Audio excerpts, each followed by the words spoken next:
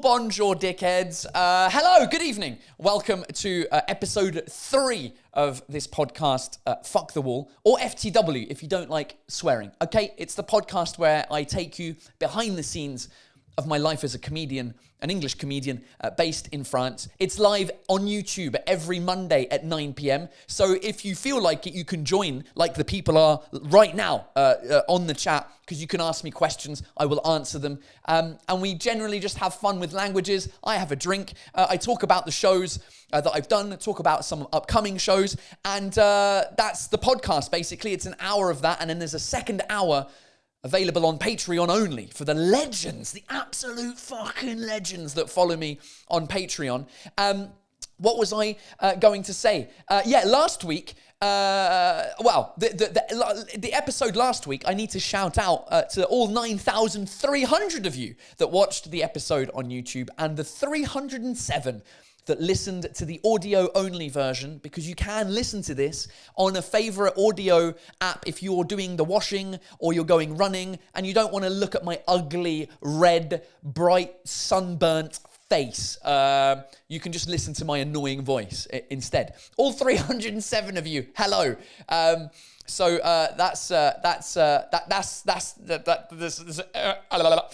Today is Monday, the 18th of September, 2023. And before we get started, I'm going to have a drink. The drink that I'm getting with you, as if you're following me, if you know what I'm doing, you know that I don't drink alcohol anymore. And so one of the things that I discovered a long time ago, but I never really talked about it, is this drink, which is basically ginger.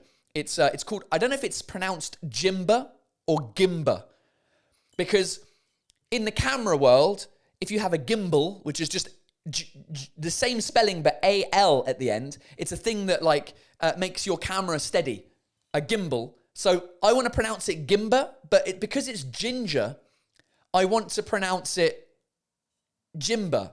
So any language nerds out there, can you tell me how this is pronounced? Anyway, it's basically low in sugar. It's basically ginger juice with a few other extra sexy bits in it. And the best way to drink it, you get some ice in a glass. You get a shot of Gimba. Let's get a shot of that in there. In fact, I actually really love ginger, so I'm going to put 2 shots in it. It's going to be fucking spicy.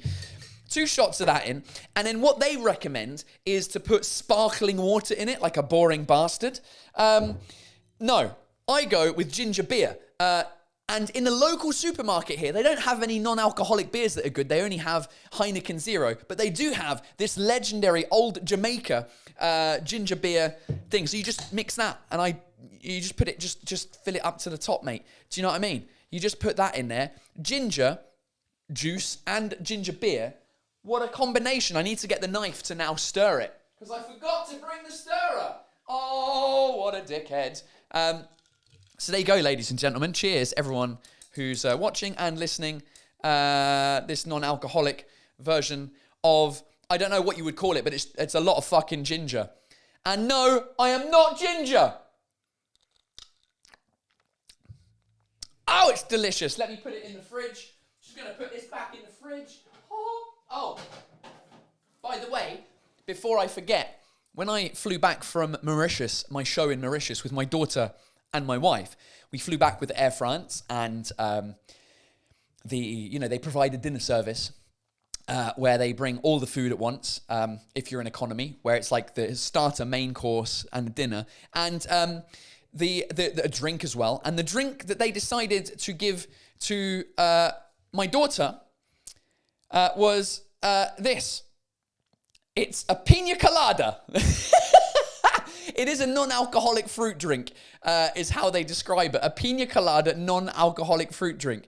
This non-alcoholic Pina colada is a delicious tropical drink. And I was like, dude, way to get the kids hooked on fucking cocktails from the age of 4. So I haven't tasted it yet, but oh God, cheers. Right, before we get started, let me talk to you about the upcoming shows that I have. The upcoming shows this week are tomorrow. I will be in Amsterdam Thursday, Vienna. Friday, Budapest. And Saturday, Berlin. And the week after, Friday and Saturday in Faro and Lisbon in Portugal. Now, here's the thing. I need some help because Vienna and Faro and Lisbon there's no one coming to the shows. Budapest is going well. Berlin's fantastic. Amsterdam's great. But those three cities, I don't know. So here's a message. Les Français, à Vienne, Faro et Lisbonne au Portugal, s'il vous plaît, venez au show parce que je sais pas ce que vous foutez avec votre vie, but you're not coming to the show and I'm coming to see you and it's better if the room has more people in it because otherwise if I'm performing in front of 15 people, it's not very fun. So there you go. Vienne, Lisbon et where was the other fucking place? Faro, venez au show. Merde. And if you're not from those places, then share that message with all of the people from there. Of course, some of the best news coming up is that Vancouver, we found a date for Vancouver in Canada. Fucking finally! We had a whole tour planned in Canada, but we couldn't find Vancouver because, I don't know, whatever. But the production team managed to find Vancouver, and we're going to Vancouver. So that is fucking great news. And also, the biggest show of the year, ladies and gentlemen, the biggest show of the year, the biggest show of my life is the final show that I'm doing, the last bilingual show that I'm doing at Le Zénith in Paris. So if you live in Paris and you're thinking about coming to see a show, come to Le Zénith. It's in January. And it's the last show you will ever see me do bilingual. Well, it's not the last one you'll ever see me do. But for a while, I'm not going to be doing a bilingual show. I'm going to be focusing on one language at a time. That's why the show's called Bisous Bye. And if you live anywhere else that's not those places that I've just mentioned, then go to my website, which is paultaylorcomedy.com. And there you have the entire list of all of the dates that I'm doing in the next few months, which includes France and other European countries as well as Canada. So I look forward to seeing you out on the road. Very good, very good. Misha Luna, already coming to Le Zénith in January. Thanks for buying tickets, Misha. Yeah. Is it harder to make bilingual shows? Yas97 asks. Yeah, it is harder to make bilingual shows because, number one, you have to... It depends where you're building it. Like, I build the show in France, in Paris. And so when I'm building the show, I build it in front of an audience. And so it's based on the audience that come to see me. Now, when I've been taking the show on tour to English-speaking countries, like when we went to Australia in May and we went to the UK and Ireland last week, I had to readjust some of the language and change some of the things into the other language because it changes. And then, so you're thinking about the joke.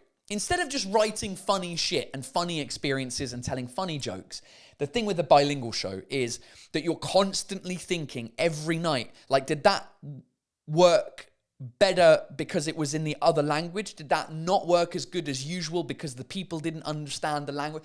It's just, it's been 7 years of me doing these bilingual shows, and I just feel like I want to do it in one language. So I'm going to start with English, and then I will do French at some point after that. But I'm excited to just work on stuff that is funny without having to think of the second layer of language. Not only is this funny, are they going to understand it, but is this a play on words or a reference that's so English or so French that English people or French people won't understand it? Do you know what I mean? And this happened specifically last week as well. Last week, is it last week? Yeah, because we're Monday, Paul. Well fucking done. It's fucking Monday, isn't it? Last week, I did 5 shows in 5 cities. So Tuesday, I was in Edinburgh, Wednesday, Glasgow, Friday, Cork in Ireland, and Saturday, Dublin, and last night in Paris. And were the shows amazing. I had so much fun. Edinburgh, not the hometown, but the home country of my manager, Adam. So we get to Edinburgh. Well, before we even get into the shows, I have realised that I fucking hate travelling with people. I can't do it. I enjoy being at destinations with friends, family, whatever. But I hate the process of traveling with those people. I can't deal with it. I just want to travel on my own. It's a nightmare. I don't know if any of you have this experience where either you're the super stressed person who needs to get there early, who needs to make sure they've got all of the shit, together, the passports together, the boarding passes. Do you have all of the liquids in a see-through bag to put through security? Do you have a belt off so that you're ready? Like, are you one of those like super mental people, which is me? Or are you super chilled and super relaxed and you show up to the airport, you're like, oh, where do I check in? Was I supposed to check in before? What's the baggage allowance? Can I take this on board? Oh, my liquids. Oh, a bottle of water. Am I not allowed a bottle of water? Oh, but what? A bottle of water? A bottle of water? By the way, that's how you properly pronounce it. A bottle of water. Bottle of water. All right? Fuck off with your bottle of water, or the Americans, a bottle of water. It's a fucking bottle of water, mate. So you've got these two people, super stressed out and super relaxed, and they don't match, right? My wife is like super stressed but super relaxed, and she's not used to traveling that much. And especially on this tour, I'm with my manager, Adam, who's Scottish, and I'm with Manu, my light and sound guy, who's my stage manager, and he's French.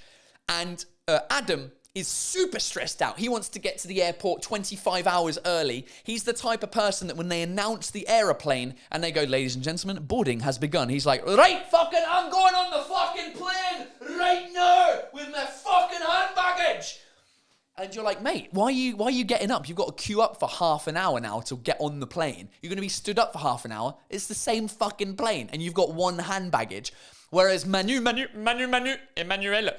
he's fucking French, man. He is so French. He's just relaxed. He's just like, yeah. He'll get on the plane once the door is closed. That's how French he is, because he needs to go out for a cigarette break. He's like, il était censé décoller il y a 4 minutes. J'ai le temps de prendre une petite cigarette. No! We're fucking leaving, Manu! So I'm traveling with these two. I'm in the middle, and I've traveled so much with my previous job and this job. I know exactly when I need to get to the airport at what time, and I know what's in the bag. I've got my little pre-packed fucking transparent thing with all of the liquids. I know which belt buzzes. I know which belt doesn't buzz. I know that my Apple Watch doesn't need to be taken off. I know the passport. I've got the check-in on I'm fucking organized.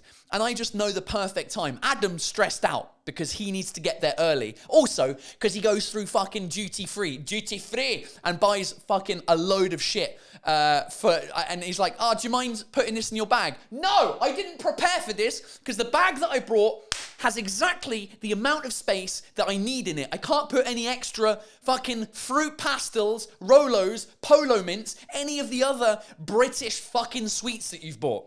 So anyway, it's a nightmare. It's been a total nightmare, the traveling aspect, because it's just the opposite people. And I do it with my wife. I'm so stressed out. Like, before we go on holiday, I'm like, oh God, we got to go. We're going to be late. We're going to fucking be late. Because we've got a 4-year-old. So of course, do you know what I mean? You gotta prepare for that as well. Because the 4-year-old, she doesn't know what's going on. The poor little girl, and we're like, security, go, what's going on?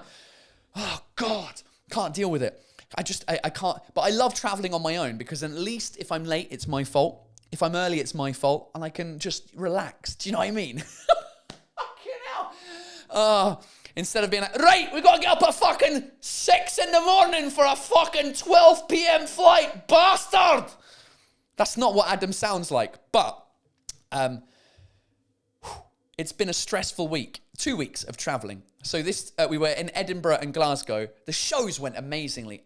They're Scottish, and the weather was beautiful as well. I'd been to Edinburgh multiple times, so I knew the city. Beautiful city. The club was called The Stand, and it's called The Stand because people stand. There's about 90 seats sitting and about 40 seats stood up. Well, then it's not 40 seats, is it, Paul? It's fucking 40 tickets. So the atmosphere was unbelievable in Edinburgh. And the thing is this club, it's like got 130 people in it. It was sold out, and it was so much fun. The only thing that was a bit strange was that the stage was really small, like smaller than my desk. So I don't know, because I've built my show in theatres in France where there is a bit of a stage and you're allowed to move about a little bit, you have this muscle memory when you're doing comedy of where you go, how often you drink, the drink that's on the stage, when you look down, when you move that way. You have like this muscle memory that just builds up from doing the show 50 times in a theatre. And so I'm stood there in Edinburgh just not knowing how to move. I couldn't move physically, so it was a new challenge, which was great. Glasgow the next day, that is Adam's hometown. Unbelievable. Oh, in Edinburgh, we went out for a nice dinner afterwards, and we like a really nice restaurant, because it was like, fuck it, let's just do it. And then for dessert, we had a fried Mars bar. Oh, it was delicious. So that was yummy. Glasgow show went amazingly well. Another club called The Stand. It's the same club. It's called The Stand. This time people were not standing. It's a slightly bigger club. That was one of the best shows I've done. The atmosphere was incredible. So cheers to Glasgow. That was great. What do we do? We went bowling afterwards in Glasgow, like a bunch of teenage girls. And it was super fun. It was the best. It was so fun. The problem was, Adam somehow managed to tell the people next to us that I was a comedian and he was the manager. And so the girl, she was drunk, Scottish girl. She just kept on wanting to tell me jokes. You know those people when you're like, oh, I'm a comedian. They're like, right, I've got a good joke for you. It's like the story of like 3 men that walk into the bar, right? And like fucking, wait, no, is it 3 or is it 2 men that walk in? No, it's a Scottishman. No, I can't remember the joke. And it was just like this for half an hour. The girl is just trying to tell me jokes. I'm like, love, stop. Shh. Think about the joke in your head, then come and tell me. She's like, oh, right, what do you call a mouse? Oh, no, that's the punchline, shit. And it was, yeah, so that was great. Ireland. Oh, Cork in Ireland.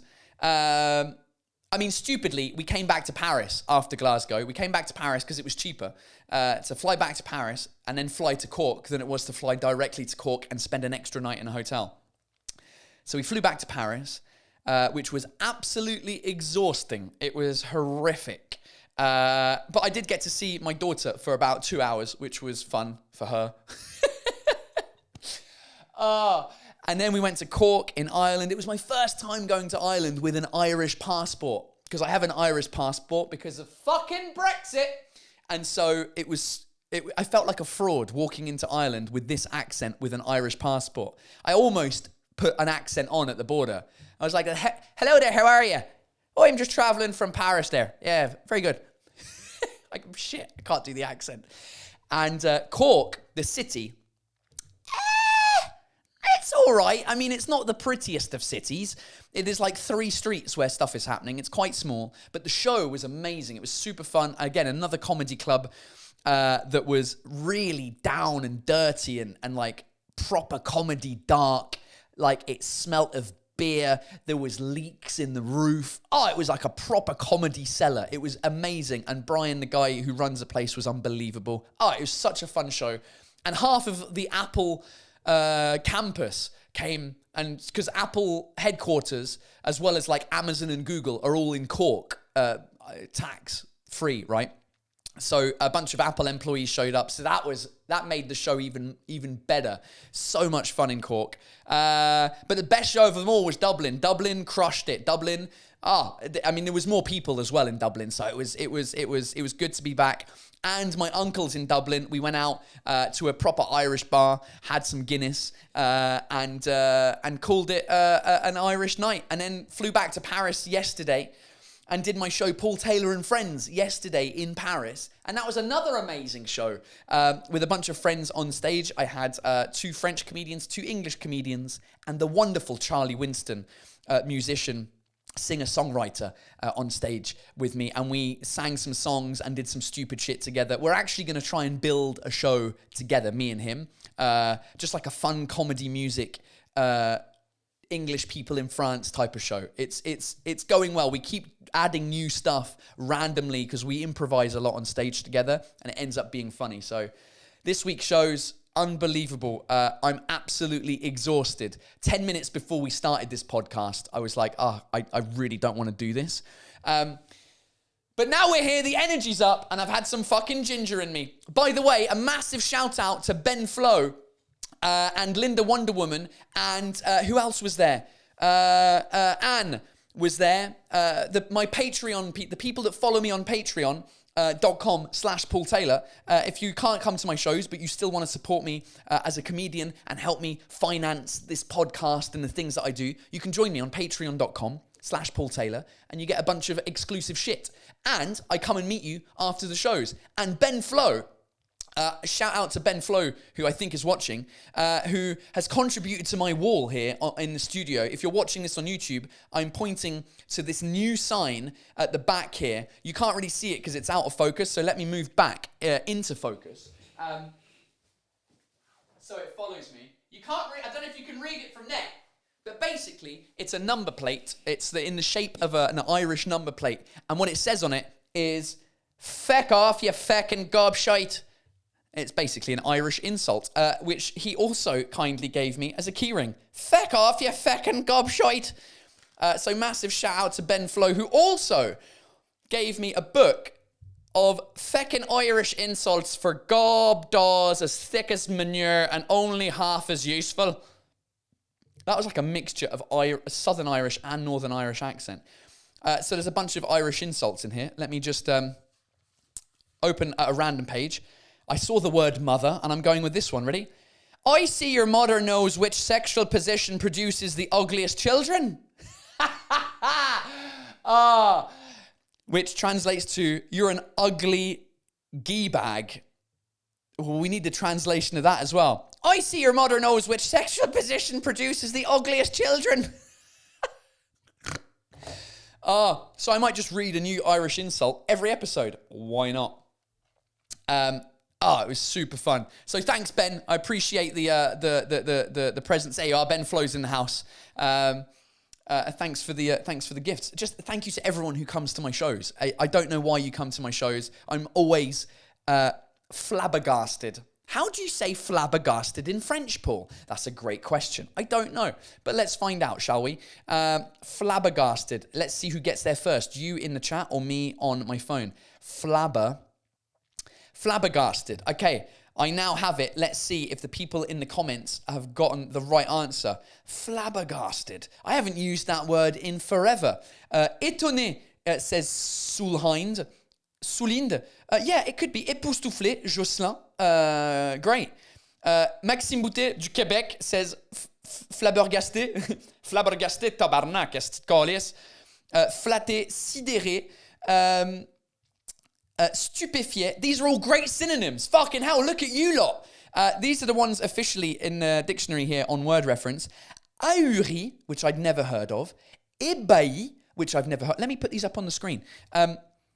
Ahuri, ébahi. We've had époustouflé, which somebody said. Interloqué and sidéré.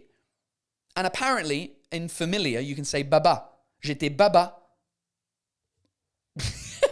Baba's a friend of mine. I've got a friend called Baba.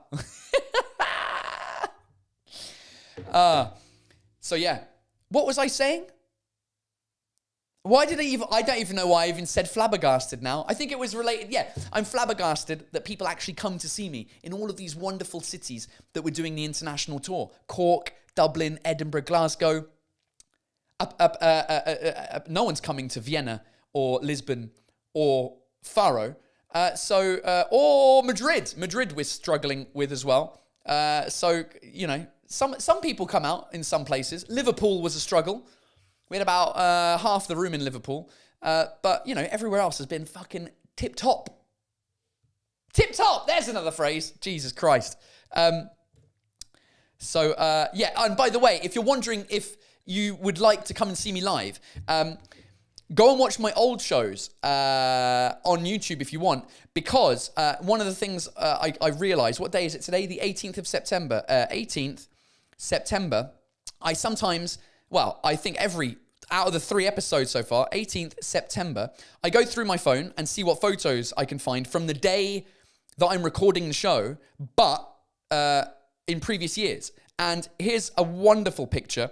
For those of you who've seen my second show, So British ou Presque, the end of it, I tell a story. In fact, let's quiz time. Those of you in the chat, what's the final story? Those who've seen So British ou Presque, what is the final story in that show? What's the final story? And then I'll I'll reveal the picture from yesteryear.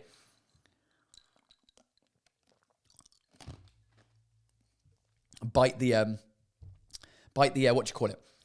Dr. G-Hole says, 239 plus watching and only 49 likes. Can you even be bothered to get this up to 100? I don't know. I don't ask people to like the video. Is that a thing that you're supposed to do on a live stream? Hey, if you're watching this now, hit like. See if it changes anything. I don't know if it changes anything. Right.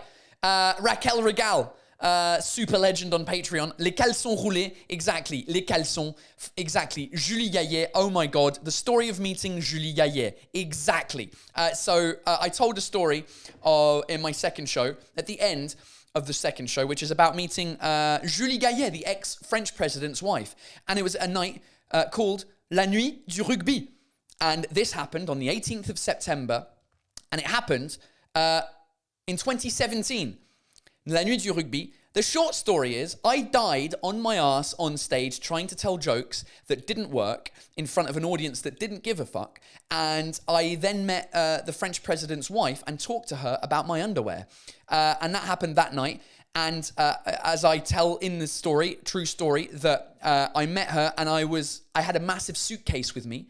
And I had my underwear rolled in it. And the suitcase was open. She saw the suitcase. And it's because I was flying to Ireland, not to Ireland. I was flying to China on tour. There you go, flying to Shanghai. These are the next, the next series of photos of that day. So yeah, that happened.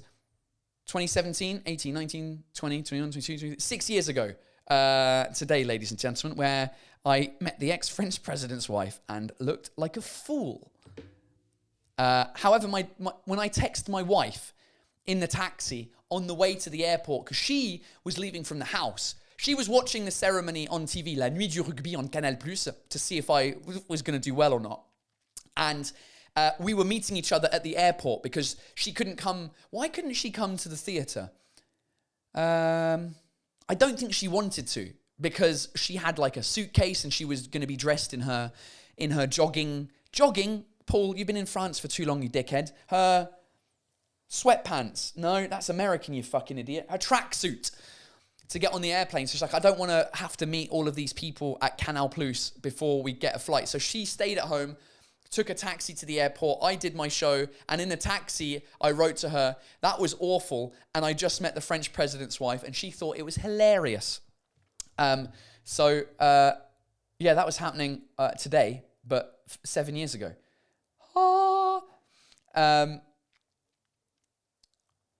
There's nothing else interesting happening. So there's a couple of things, but nothing really related. What were we talking about just before that? What were we talking about? Bouche bée. Oh yeah, the people that come to the show. I don't know. I don't know what we were talking about. We were talking about. I don't remember. Oh, Mark Bonvio, I'll be at your Vancouver show. Come on. Bra, bra. Vancouver, tabarnak. Even though it's not in Quebec. They don't really say tabarnak in Vancouver.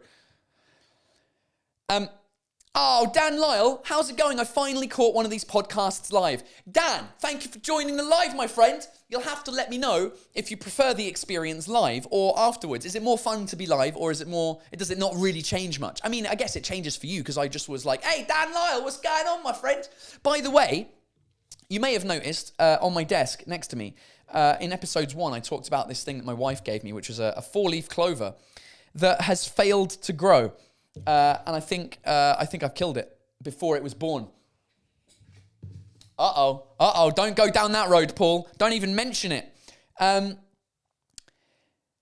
Placer Ecocube en endroit, ne pas laisser. Au bout de 10 à 14 jours, le trèfle à 4 feuilles commence à pousser. Okay, so 10 to 14 days. When did I set this up? I opened it basically the day of episode 1, which was 2 weeks ago. So it should have already, again,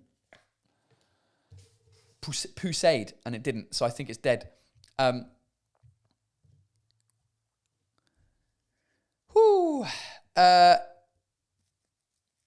Yesterday's show, So Music. I don't know what that means. So Music. Yeah, yesterday's show was fun. I don't know if I've got a clip. I think I might have a clip, actually. Raquel, you sent me something on Instagram. Let me see if I've got it on the phone.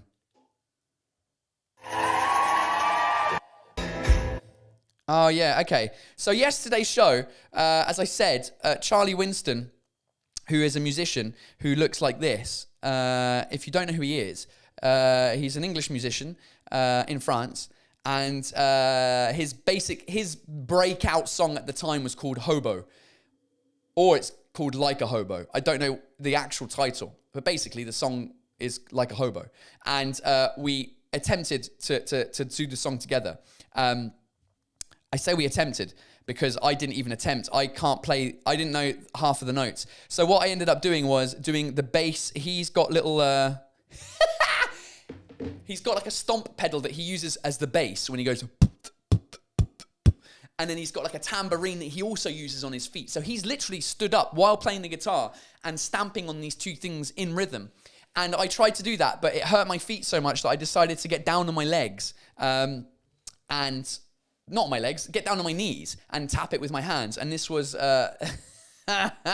this was the result. Let me see if I can bring it up on screen. Those of you listening, you should be able to hear it in a sec. Let me bring the phone up over here and let me... the playthrough is on. I'm going to have to put the sound through my... my headphones, which I'm not listening to, just so it doesn't get an echo. Ready? I know what I'm going to do. I'm going to do... Oh, I've gone and fucked it up now, haven't I? Hello? Mic check. I'm back. Okay, I thought it might have just fucked up. Let me use echo cancellation, and let's go.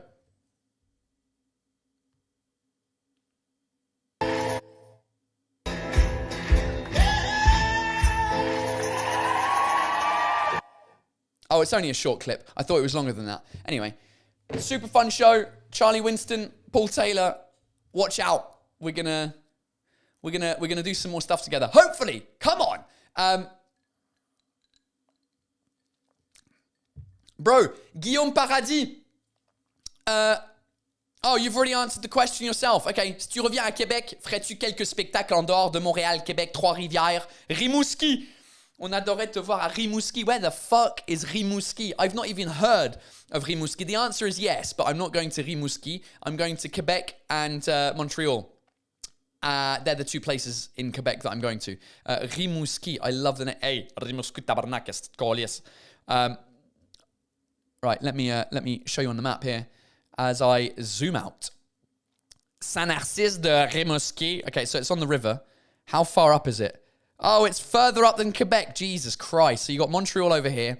Then you got Quebec City. And this is all the way up there. Hey, Rimouski, à côté de Montjoli, tabarnak, colies, de tabarnak, de colies. It's fucking miles away. No, I'm not going to Rimouski. Oh, Jesus.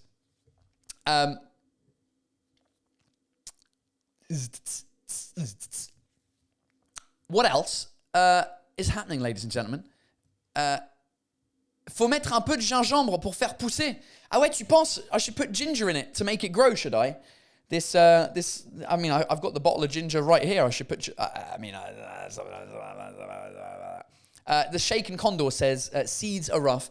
I just did some herbs this summer for the first time, and they're super delicate. Yeah, here's the thing. It did say on the instructions of this thing, it said,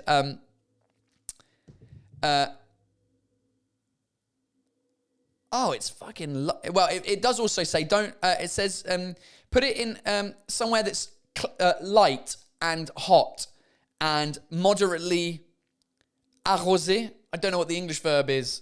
To water it moderately until germination. Don't let it go dry and avoid too much humidity. Now, the problem is, while there was a heat wave in Paris, this back garden studio that I have was shut, and there is some mold on the top of it. Can the camera see that? Can it? So yeah, I think it's dead. I'm just going to leave it there as like a memory of the beginning of this podcast, of the beginnings. Hey, remember that time that Paul didn't even manage to grow a 4-leaf clover? My daughter did a better job because my wife's got the same thing for my daughter in the house. And that's still going strong. Oh, God.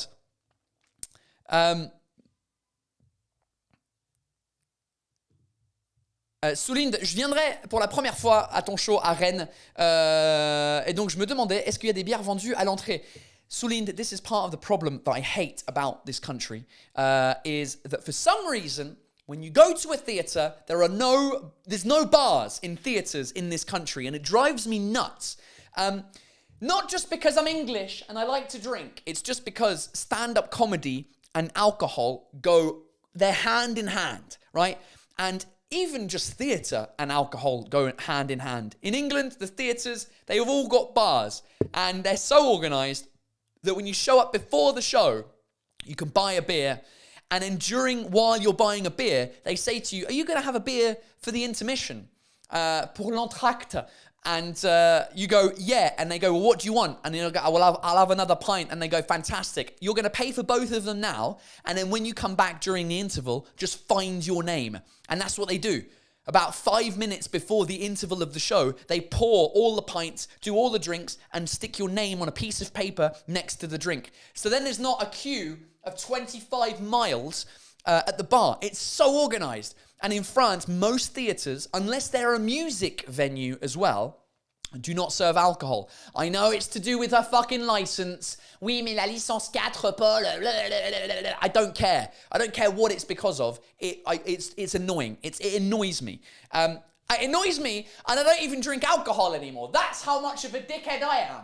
But it's just frustrating. So to answer your question, in Rennes, no, there will be no alcohol. You just bring some in, mate. Fucking hide it. Bring it in a bottle. I don't know. Figure out a way to bring it in. Like you're 15 years old, basically, in the cinema, and you're trying to hide in a packet of Maltesers or some crisps or something because you don't want to pay 25 euros for it at the cinema. Just do that. Just bring it in and then shout out and be like, hey, Paul, c'est moi qui t'a demandé s'il y avait de l'alcool. And then I will give you a shout out and steal half of your alcohol. It drives me nuts. Misha Luna, this is a good point. Aren't people in Rennes all naturally soaked in alcohol anyway? I mean, probably.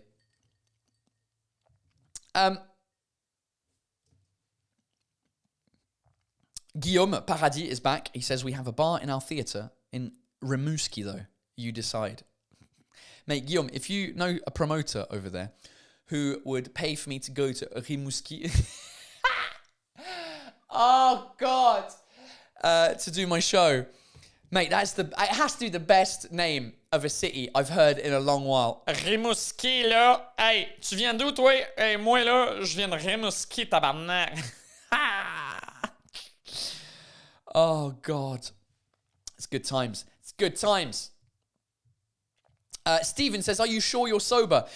Yeah, mate, deadly sober. The problem is that if I don't get excited during this, I probably would fall asleep because I'm so tired.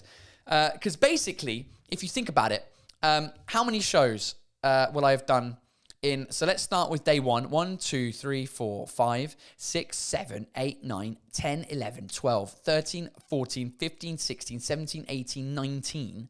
So in 19 days, I will have done 15 shows in 15 cities in how many countries? England, Scotland, Ireland, Netherlands, Hungary, Austria, Paris, France, and Germany. 8 countries, 15 shows, 19 days. And technically, this is a show. I'm adding one more show, which is me talking to the camera, because I almost expend the same amount of physical energy, even though I'm sat down on my fat, white, spotty, hairy ass that is translucent, because I've never shown my ass to the sun. I feel like I expend the same amount of energy, because otherwise, again, I'd fall asleep. But I'm knackered. I'm fucking knackered, mate. I'm cream crackered. Oh, there's a bit of Cockney rhyming slang for you legends. Cream crackered, because cream crackered rhymes with knackered. and knackered means tired. Pour les Français qui sont en train de apprendre l'anglais.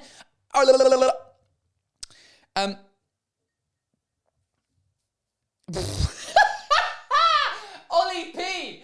Oh, Ollie P. Rimouski sounds like a choice between a sexual act or a winter sport. Rim ou ski?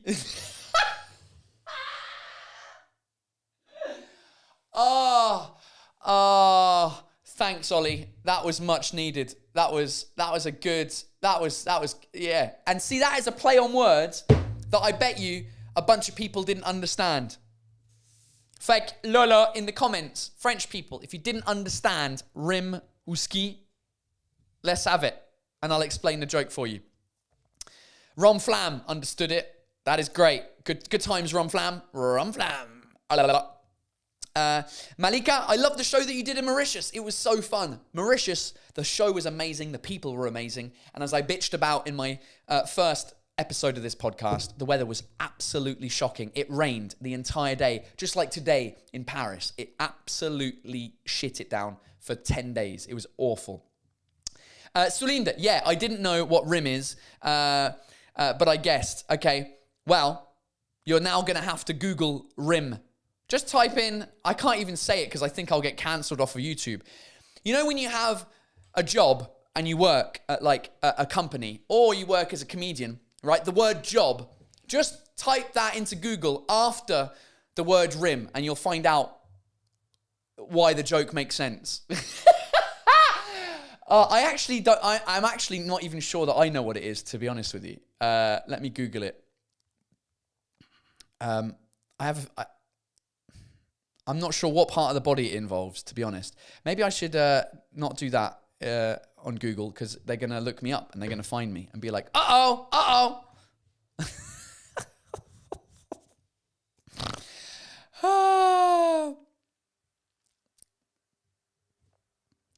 Rom Flam. Yeah, don't do it if you've got children around. Absolutely don't. But who's got children around? Speaking of which, if you're coming to one of my shows, sorry, I'm eating an ice cube. If you're coming to one of my shows and you're wondering, hey, is it appropriate for children? No, it's not. I would say, me being a very prude English person, I would say like 13, 14 is the minimum age. But people bring their kids. In Dublin, a family came and there was like an 11-year-old and like an 8-year-old child. I was like, what the fuck are you doing bringing these kids here? It was unbelievable. Because I mean, it's not that I talk that much dirty stuff, but it's just not appropriate for kids. Like it's not even that it's not appropriate. It's boring. Like they're not going to understand half of what I'm talking about or appreciate it. So just give them a couple of years. Tell them to find me on YouTube. And if they want to watch me on YouTube, they can watch me on YouTube. But I wouldn't recommend that either, to be honest with you. But yeah, it's crazy. The amount, because we had some problems in Scotland and in Cork. Dublin, it was a theatre, so there was no age restriction. But because the other clubs are clubs, comedy clubs, they're age restricted to 18 only. And we had a couple of people, I think, that got, unfortunately, turned away at the door because they had kids coming to the show with them. And I've had it in France. And in France, they don't give a fuck. They don't care. And I kind of like that about the French in the sense that, like, they don't care what their kids get exposed to, like swear words. You hear like radio in the supermarket, people swearing on TV. People say swear words all the time, like at midday on a Tuesday. You're like, how is this allowed? So I kind of like the nonchalance, la nonchalance. I don't even know if that's a French word, of French people in relation to swearing. So that's why they bring kids to my show, but I would not recommend it. Hey, Fab!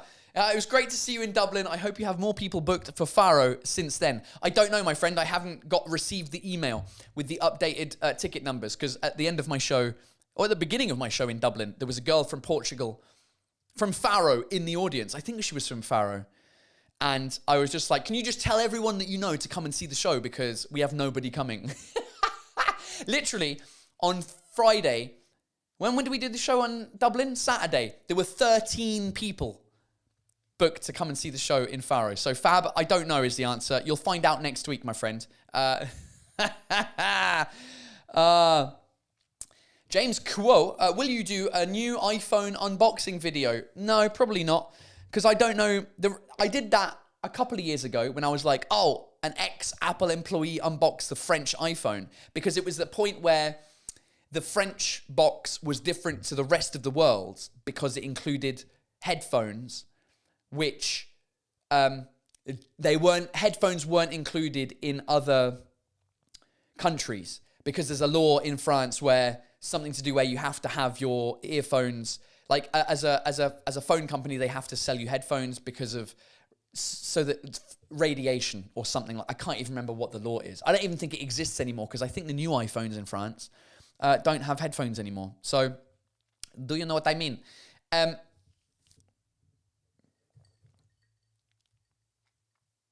Robbins, no terrible translation today. Let's do it. Let's do some terrible translations.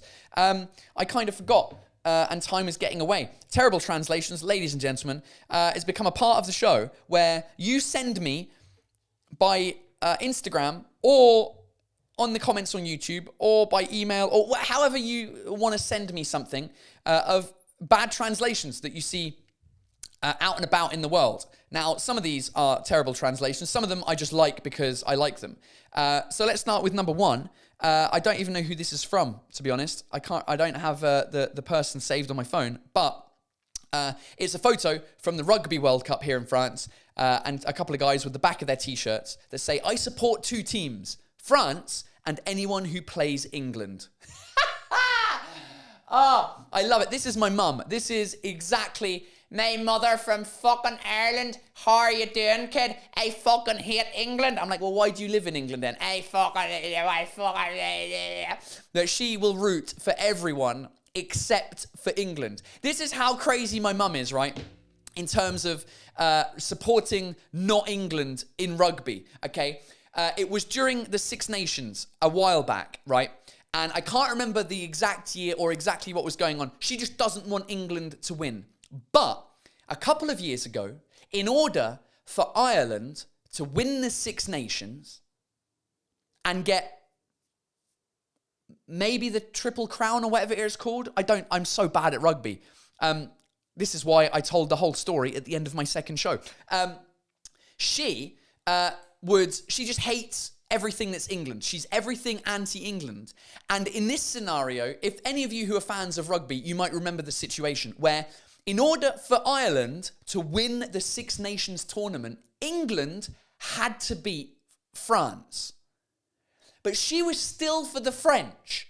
And I'm like, Mum, I don't understand your logic. If France beats England, then Ireland will lose the Six Nations. They won't win the Six Nations. The only way that Ireland are going to win the Six Nations is if England beat France. And she's like, I still don't like, no, never. I'm always against England. I'm like, yeah, but Mum, you don't understand. Ireland, you're for Ireland, right? She goes, absolutely. I'm always for Ireland.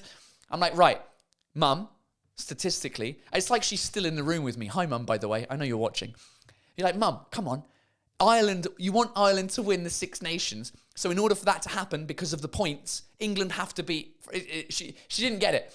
So, Mum, I need to buy you this t-shirt. I support two teams, France and anyone who plays England. Oh, England are doing pretty well in the rugby, so I believe. So are Ireland. Misha Luna, exactly. She hates England more than she loves Ireland. That's actually true, because the reason she lives in England is because she hates Ireland. Oh, Jesus.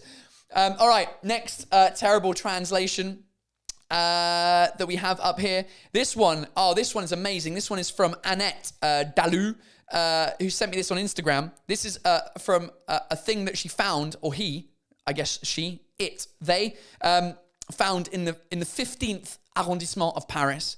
It's a picture of a store. It is a place, I'm going to reveal it for you. So first of all, it says, elevate your skin. For women, okay? So this is basically a beauty parlor situation, right? It's for all skin, okay? Whatever that means. Does it mean greasy skin, dry skin, flaky skin, or does it mean white skin, brown skin, black skin? What do you mean for all skin? Like all skin of I love it. And the name of this place is called Peels of Skin. It's a skincare place. Peels of Skin. Peels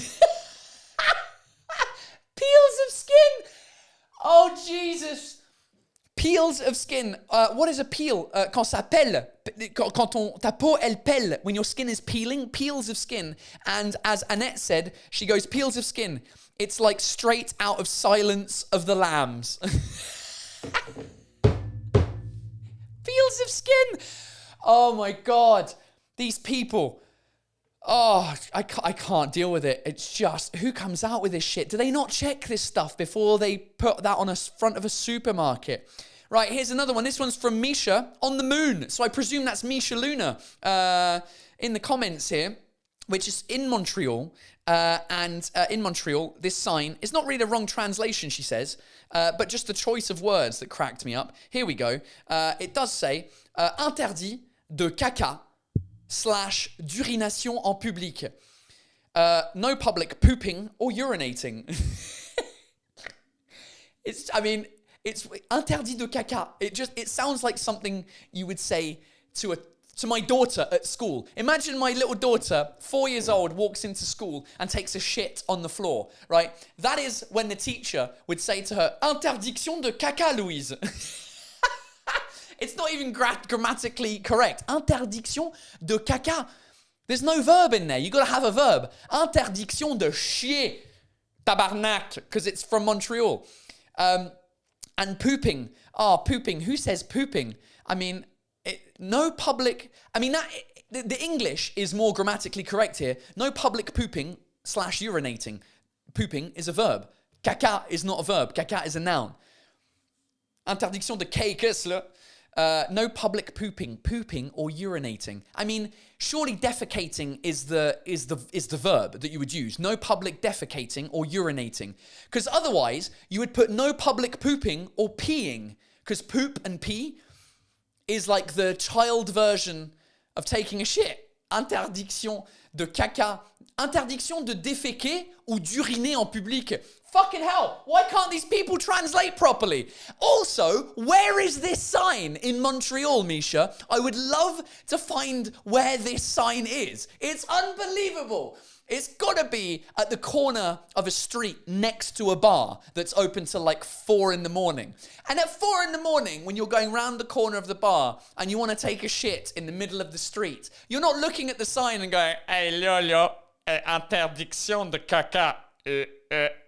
Je vais rentrer là. Tu comprends-tu? Oh, Jesus. That's a great one, Misha. Keep them coming in. What else have we got here in terms of bad translations? We had, this one was great. This one was sent in by Jean-Paul Durand. I was reading out his Instagram username. Such a pleasure, he says, to stumble upon your YouTube live stream. I have one buttock translation for you, another French to English, in Carrefour, in the middle of Dordogne. Oh, the fucking Dordogne. My mum loves the Dordogne. I want to move to the Dordogne. Well, mum, if you move to the Dordogne and you go to Carrefour, the supermarket, and you see this, right? This is, I need to somehow reveal this on the screen for you, so that you don't get it spoiled, right? Is if you look at the bottom of the screen here, it says saucisson sec, right? Is like one of the aisles that has the sign. This is where you can buy saucisson sec. We all know what saucisson is, don't we? Because we say the word in English. Have you got a bit of saucisson, mate? A bit of cornichon and saucisson. It's basically dried sausage, right? They have not... Wait, hold on. Saucisson sec? Here's a question, French people. Can saucisson be wet? Can you have saucisson mouillé? Saucisson humide? By definition, isn't saucisson sec? Saucisson, I would translate as dried sausage. Anyway, instead of it being called dried sausage, ladies and gentlemen, here's how Carrefour in the Dordogne have translated this. They've translated it as dry sauvage.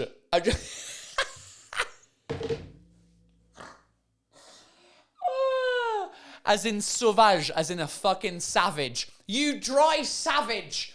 You're a... That's what my mates call me because I don't drink alcohol anymore. They're like, Paul, you're a fucking dry savage, mate. Saucisson. And then just below that, you've got La Cave, which is where you go to get alcohol. Oh, a dry savage. Thanks for the shout out and the message. What was his name? Jean-Paul. Jean-Paul. Then we had a bunch. Linda Wonder Woman went crazy and sent me a whole bunch of them. So let's go through them individually.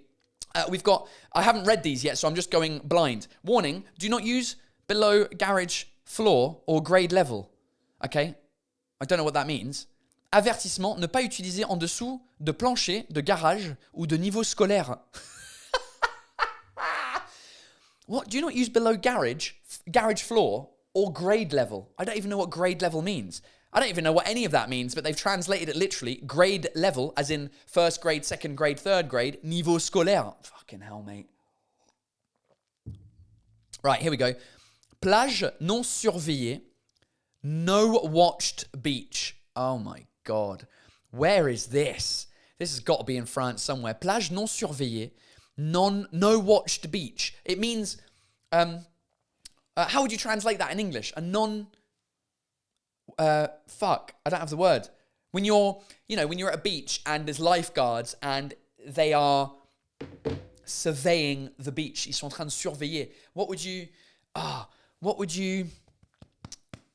no lifeguard available, life on low batteries is saying. Yeah, basically that's what it means. There's a word for surveiller though. Surveillance, supervised. Thanks very much, Stephen. With an E accent aigu. That's a good one. Right, here we go. What's this? Canada. Another one from Canada. They're all from fucking Canada. Manufactured, I can't even speak English. Manufactured in a wheat-free and nut-free factory premise. Fabriqué dans une usine semblée et sans écrou.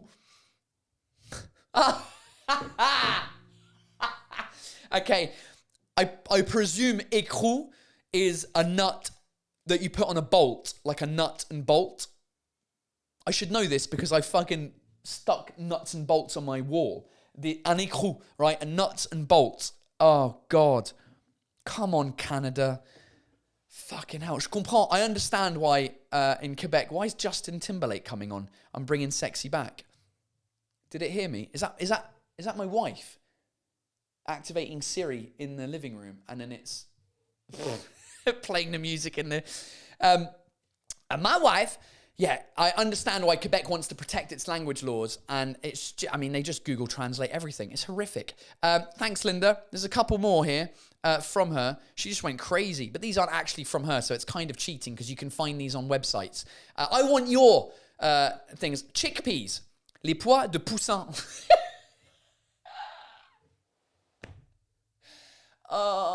Literally, poussin is a chick, as in like a... That's a chick. So a chickpea, les pois de poussin.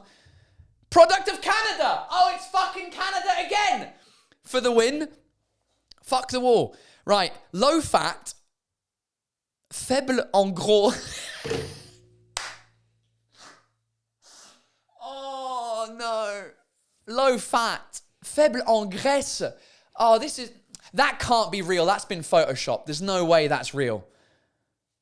I don't believe that's real. I'm convertible. Je suis cabriolet. Oh, fucking... So this is a picture of a bra that is convertible, where you can change it from being a straight thing to a cross thing. And a cabriolet, the car, a cabriolet is a convertible car. Oh my God, I bet you this is in Canada as well. And there was one more in that list. No standing, interdiction d'être debout. Oh, j'en peux plus. Je n'en peux plus. What is it with these this is out of control. I think that's also been photoshopped because if you look at the picture, no standing and interdiction are the same color, and d'être debout is not the same color. It's a different type of black. I think this has been photoshopped. Linda, I'm going with Photoshop for that one. Because obviously, no standing means the car, you're not allowed to stay in the car. The car, you can't stop. No stopping, whatever. Oh, that was great. All right, I've got one more, which isn't a translation, but it's something that Majda, who runs the Apollo Theatre here in Paris, she put on Instagram yesterday to announce my Paul Taylor and Friends show in Paris. I thought it was hilarious. It's même si je suis nul en anglais, je sais au moins que to sleep, ça signifie deux caleçons. Because basically underwear in French, they pronounce it slip. If I say my boxer shorts, I'd say mon slip. Mon slip, il est noir. My boxer shorts are black. Mon slip, which obviously sounds like sleep. And to sleep is two boxer shorts. Deux caleçons. Guys, thank you so much for sending in your legendary shit translations. Keep them coming in for next week, whether it's on the comments on YouTube, whether it's via Instagram, or if you've got a photo. Just any funny shit that we can talk about and make it funny. It's great. It's unbelievable. Oh, right. How long have we been going? Oh, an hour and 6 minutes. Oh, ladies and gentlemen, fucking hell. This is almost the end of it's basically the end of part one. But I'm still around for another hour. I do this for 2 hours every week because the second hour is available on patreon.com/Paul Taylor, where you get access to the extra hour every week that we do. And it's a lot more intimate. Right now, there's 240 of us. There's usually about 20 people on the Patreon only. Not only do you get the extra live, but you also get access to exclusive stuff like the behind the scenes of the filming of my first show. It's like a second show, sorry. It's like a 5-hour making of. There's all of the old happy hour live episodes. You just get access to other stuff, and I chat to you guys. I make special videos for you guys on Patreon. It's just a way to support me instead of coming to my shows. If you're unable to come and support me live and come and laugh with me, then there's a way to support the channel and have me able to keep doing these lives. And contributing to the costs that it costs to show and edit the things and do all of the subtitles and stuff like that. Shout out to Florian, the legend, who edits these little things into clips and whatever. So come and join me on Patreon if you want to hang out for another hour and talk even more. Fuck the wall harder, ladies and gentlemen. We go into even more details, the intimate details of everything. And if I don't see you on Patreon, then come and see me live. As I said, tomorrow I'm in Amsterdam. Then it's Thursday, Friday, Saturday, Vienna, Budapest, Berlin. And the week after, Friday, Saturday, is Faro and Lisbon in Portugal. And then we carry on in the month of October. All the tickets and details are available on my website. Ladies and gentlemen, this has been fucking fun. I was tired before we started. Now I'm ready to go for the Patreon only part of the live. So this is it. Thank you so much for joining me. I'm here every Monday at 9 p.m. French time, and I can't wait to see you live somewhere in a city, maybe near you, or maybe you've traveled from far to come and see me, in which case you're even more of a fucking legend, and I love you. All right, that's it for now. Bisous, bye. Patreon. See you in 5 minutes.